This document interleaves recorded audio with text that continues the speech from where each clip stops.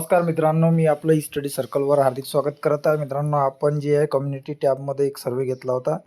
त्याच्यामध्ये आपण DFSL एक्झाममध्ये ज्या विविध एक्झाम झालेल्या आहेत, जसं वरिष्ठ लिपिकची एक्झाम झालेली आहे, लॅब असिस्टंटची एक्झाम झालेली आहे आणि सायबर क्राईमकरिता परीक्षा झालेली आहे. याच्यामध्ये आपण सर्वे घेतला होता. त्याच्यामध्ये सर्वप्रथम आपण जो कट ऑफ याच्यामध्ये बघणार आहोत, तो बघणार आहोत DSFL सायबर क्राईमचा.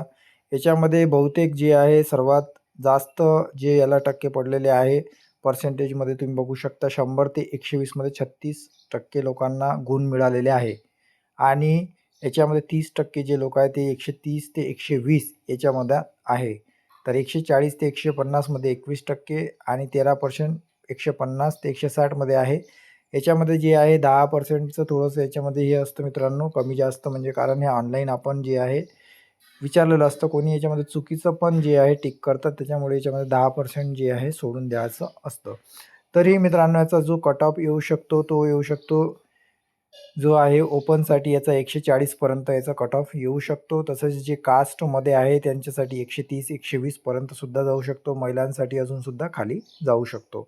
त्यानंतर मित्रांनो, याच्यानंतरचं जे पद आहे ते आहे लॅब असिस्टंटचं. लॅब असिस्टंटचं याच्यामध्ये पद होतं DFSLमध्ये आणि याच्यामध्ये तुम्ही बघू शकता की 150 160 वर फक्त 5%च आहे आणि मॅक्झिमम 130 ते 120 पर्यंतच आहे. तसंच 150 आणि 140 मध्ये सुद्धा तितकंच पर्सेंटेज आहे. तर याचा कट ऑफ जो आहे 150 पर्यंत याचा जाऊ शकतो, 140 ते 150 पर्यंत खुल्याचा.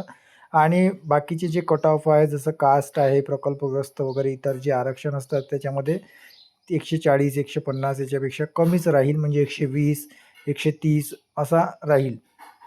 त्यानंतर याच्यामध्ये नेक्स्ट पद होतं वरिष्ठ लिपिक. वरिष्ठ लिपिकचा जो DFSLचा कट ऑफ आहे त्याच्यामध्ये बघा 150 ते 140 मध्ये फक्त 9%च आहे. म्हणजे याचा कट ऑफ हार्डली जो आहे 140 142 इतका जाऊ शकतो. याच्यावरती याचा कट ऑफ जाण्याची शक्यता वाटत नाही, कारण मॅक्झिमम लोकांना जे आहे 140 ते 130 मार्क्स आहे आणि तिथपर्यंत त्याचा कट ऑफ जाईल. थोडासा वर जाऊ शकतो ओपनसाठी, 145 पर्यंत जाऊ शकतो गेला तर, नाहीतर मग इतकाच लागेल. आणि बाकी जे आहे मग कास्टनुसार याच्यामध्ये आणि जे की पद आहे, जे की आरक्षण आहे याच्यानुसार याच्यामध्ये फरक पडू शकतो.